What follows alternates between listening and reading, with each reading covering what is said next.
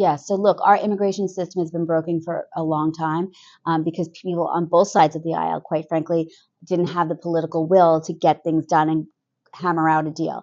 That needs to happen. The American people need that to happen. We need to secure our border. We need to fix our broken asylum system. It's bad for our immigration system. It's also bad for the families coming here seeking asylum. When they come here and it takes 5 to 7 years to adjudicate their cases, and they're just living in limbo, not knowing if they're going to be able to stay or they're going to be sent home.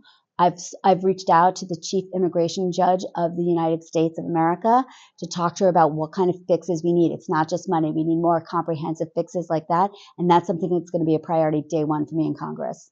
And large number of Muslims also live in your district, and one of their main concern is Islamophobia.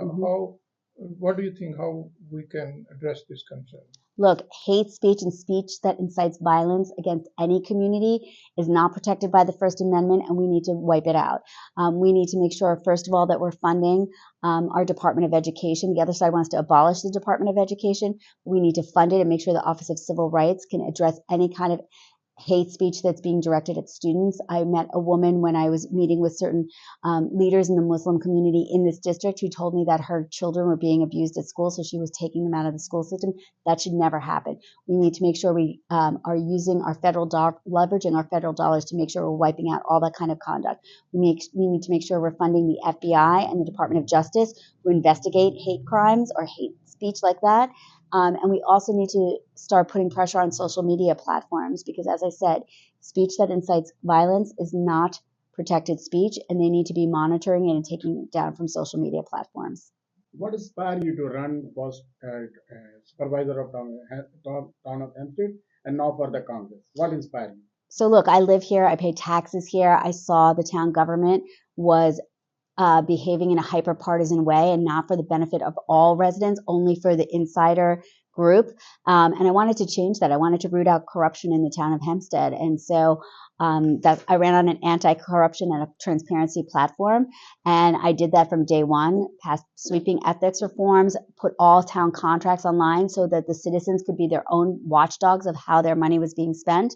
And I saved money. I lowered your taxes 2 years in a row.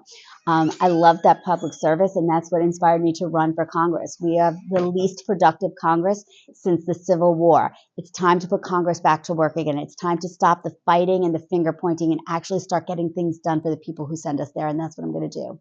And Lara, you run the city government. You know, our immigrant community, especially Muslim community, they always want holiday on Eid.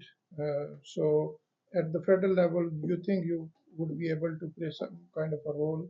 Sure. I think that's something that we can definitely take up in the House, and I think we get a lot of support for that. And can you please tell us any food, especially you like in Pakistani food or the Muslim food? You like I like samosas. Those are always good. So that's probably one of my favorites. We have a website. It's lauragillen.com. Pretty easy. Thank you all for listening. It is today, Sunday is the last day of early voting. You can vote till 6 p.m. tonight at your early voting polling location. If you don't vote today and you still haven't voted, you can vote obviously on election day.